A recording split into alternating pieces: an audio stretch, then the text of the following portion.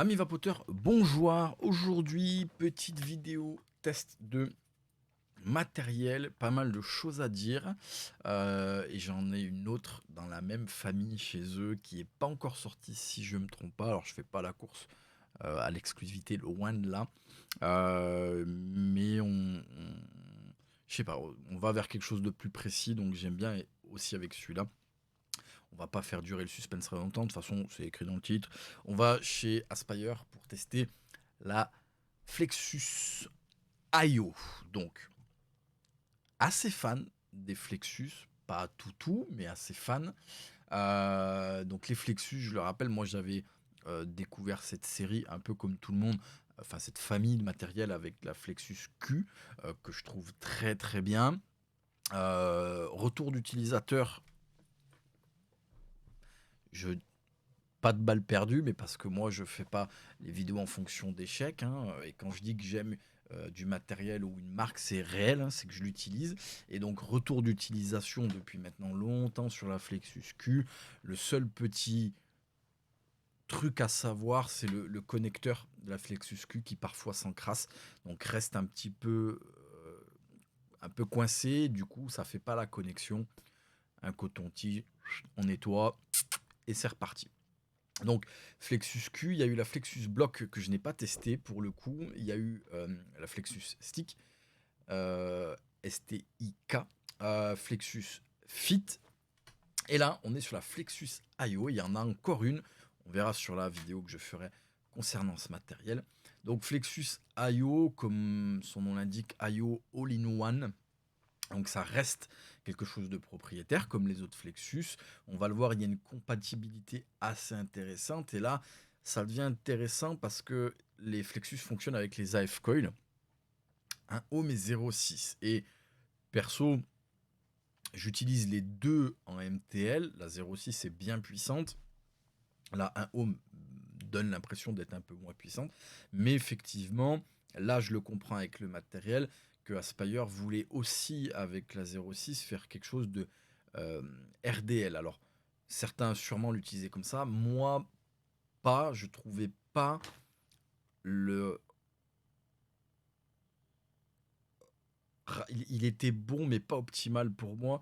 Le rapport matériel résistance 0,6 RDL. Vous voyez, il manquait un truc. C'était là, mais pas où. Donc, c'est pour ça que j'ai toujours préféré utiliser les AF Coil en MTL. Et on va le voir avec ce device et avec l'autre. On a une possibilité d'avoir plus d'air, donc pour moi plus performant. Là, c'est pour le coup subjectif, hein. On parle bien de mon utilisation. Je suis persuadé que beaucoup utilisaient les AF Coil 06 en RDL depuis bien longtemps.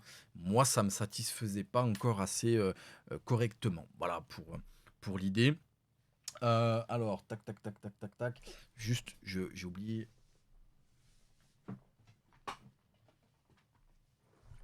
Il faut que je vous le montre, hein. La boîte. Donc, hop, une boîte comme d'hab chez Aspire. C'est moi ou... De Dieu, mais je me fais vieux. La boîte comme d'hab, donc j'évite de trop montrer, hein, on va pas exciter YouTube. Donc avec toutes les indications, hein, les AF Coil. Il y a une compatibilité, je vous en parlerai, je l'ai pas sous la main. Il est rangé, pour le coup, je l'ai utilisé pendant mes vacances. Il y a une compatibilité, on en parlera. On a la batterie, on a un ajustement de la puissance. Ensuite, on a tout ce qu'on a à l'intérieur. On va aller en gros plan, on va regarder un petit peu ça. Et ensuite, on reviendra sur ma face pour en parler un petit peu, même si bah, on a déjà fait pas mal tout ce qui est Flexus sur la chaîne. Tac, je viens ici, je viens là. Donc, hop, voilà, la Flexus IO, donc la petite boîte. Ici, on vient ouvrir. Donc, à l'intérieur, on a bien sûr, tac, le manuel d'utilisation. On a bien sûr le device, mais que vous voyez vous. Et on a le cordon de rechargement, tout simplement. Et on a les résistances, donc une 1 ohm et une 0,6. Donc là, vous en voyez pas, j'en ai pas parce que je les ai utilisées. Bien évidemment, j'en ai à moi, mais voilà, j'ai utilisé celle du matériel. Donc encore une fois, moi, je teste le matériel. Vous l'avez vu, hein, j'ai fait les deux. Alors, Qu'est-ce qu'on va pouvoir dire sur le device? Pardon, sur le device. Donc déjà, plus ou moins en termes de hauteur, donc on est sur à peu près du 120 par 35 par 26-27. Plusieurs coloris, bien sûr. On a une batterie intégrée de 2000 mAh. Donc ça, c'est ce que je dis, c'est indiqué sur la boîte. Pas besoin d'être reviewer, hein, il suffit de savoir lire. On a une recharge de la batterie à 2 ampères, donc plutôt rapide, ça c'est cool. On a utilisation par bouton fire ou activation à l'aspiration, ce qu'on appelle l'autodraw. On a un pod d'à peu près 4 millilitres, compatible avec les résistances Flexus. Je l'ai dit, il n'y en a que 2 pour l'instant, très bien. On va faire le tour. On a l'atomiseur, mais encore une fois, c'est pour ça qu'on dit IO, c'est-à-dire qu'il est propriétaire. Tac, alors, hop, vous voyez, il y a un peu de liquide, hein, c'est pas une blague, moi j'utilise le matériel. Tac, hop, je nettoie vite fait, hop là. Donc on a l'atomiseur propriétaire, on le voit, hein, c'est pas une connexion 510 avec la résistance. On a ici, donc on a un trou, je sais pas si vous voyez bien, type cyclope, et on a ensuite 1, 2, 3 trous qui sont des petits trous, c'est pas un cyclope. Ensuite, on a bien sûr un sens pour pouvoir le mettre. Là, si je mets, on le voit, j'ai pas les trous du bon côté. Hop, il faut venir. Tac, il y a eu un petit clac. Je sais pas si vous l'avez vu. L'atomiseur va descendre là. Tac. Et là, on y est. Et bien sûr, ça vient bloquer. Ça tourne pas à l'infini. Pour effectuer le remplissage, et ben là, très simple. On le voit ici. La partie buccale qui est fait office de top cap également. On vient ici prendre, ouvrir et on a ici, on le voit, les trous de remplissage, d'accord? Alors, petite chose à savoir, c'est pas un piège, mais il faut faire attention. Comme on peut le voir, on a des caoutchoucs qui viennent vraiment bien bloquer les trous, d'accord? Qui vient du coup, le top cap vient appuyer aussi dessus. Donc, bref, on a vraiment un réservoir qui est fermé de manière assez hermétique. Quand on va venir ici remplir, donc pareil, on le voit, c'est pas un trou, hein, le plastique est coupé. Donc quand on vient mettre la tétine de la bouteille, le caoutchouc vient bien épouser la tétine. On vient appuyer sur sa bouteille. Faites gaffe à un tout petit truc, quand on vient relâcher la bouteille, bah, du coup, de l'air rentre à l'intérieur de la bouteille et l'air est pris dans l'atomiseur. Et qu'est-ce que ça peut donner? Bah, ça peut donner tout simplement, alors je vais essayer de vous montrer, je ne vais pas le remplir, mais vous allez comprendre ce que je dis, c'est que on va voir des bulles au niveau de la raise remonter parce qu'on oblige en fait l'air à rentrer quelque part, donc ça oblige l'air à passer par la résistance, donc ça a un impact qui est que ça force le liquide à rentrer dans la résistance. Donc sur la première utilisation, ça pose pas de problème puisque la résistance est sèche. Par contre, pardon, sur plusieurs remplissages, au bout du 5, 6, 7e, la résistance est déjà imbibée. Donc il y a un risque que la résistance gloupe un petit peu au début. Donc pour régler ça, bah, tout simplement, on vient remplir son atomiseur et on vient relâcher sa bouteille. Donc l'effet où l'air rentre dans la bouteille en sortant la bouteille de l'atto et on relâche sa bouteille. Ce qui évitera une pseudo-noyade parce que ça va pas non plus noyer à mort votre truc. Ensuite, bah, on a le style du device, donc on a quelque chose, voilà, d'un peu rond avec un petit embout. Ça, on aime ou on n'aime pas. Moi, bleu, je suis un grand fan de la couleur, je trouve magnifique. Bref, ça c'est totalement subjectif. On a Flexus IO, on a le bouton Fire, bien entendu. Là, on vient recharger sa batterie. Au cul, il n'y a rien. Et on a ici, bien entendu, un petit réglage, on le voit. Donc là, pareil, il n'y a pas d'écran de wattage de je sais pas quoi. On a 3 niveaux, donc niveau faible, moyen et niveau haut. Ensuite, bien sûr, on peut l'éteindre, on peut l'allumer. Et ensuite, hop, alors, j'y arrive pas. Ah, je vais y arriver. 5, voilà. Waouh! Pardon, 5 clics, j'étais pas sûr, je croyais que c'était 4. 1, 2, 3, 4, 5. On vient l'éteindre, enfin l'allumer pour le coup, et dans l'autre sens l'éteindre. Je crois qu'on a fait le tour, je réfléchis. Je crois qu'on a fait le tour de ça. On va revenir sur ma face. Et on va parler de ce que je disais, le tirage. Hop là, le tirage. Hop là. MTLDL. Donc là, ma raise, elle est au bout. Je vais venir me régler donc un trou. On a quelque chose de serré, mais pas trop. On n'est pas sur de l'ultra MTL. Donc, Fire et Autodraw. L'autodraw marche parfaitement. J'ai aucune latence. Vous voyez, juste, je fais. Ça vient tout de suite tirer. Donc là, on est sur du MTL. Donc le moindre passage d'air, pas que ça se déclenche, il n'y a pas de latence. On n'est pas sur du DL. Je l'avais dit pour une autre marque et je l'avais dit pour Aspire. Je ne sais pas si la vidéo sera avant ou après, mais sur le DL, il faut une forte inspiration, sinon ça ne marche pas. Je pensais que c'était une problématique de device au départ, mais non, c'est une problématique d'utilisation. Donc là, un trou, deux trous. On utilise toujours les joues. On est sur du MTL. Trois trous complets. Là, on est sur du MTL très ouvert. On n'est pas proche du RDL, mais on est sur du MTL très ouvert. Et là, je pense qu'on est plus sur...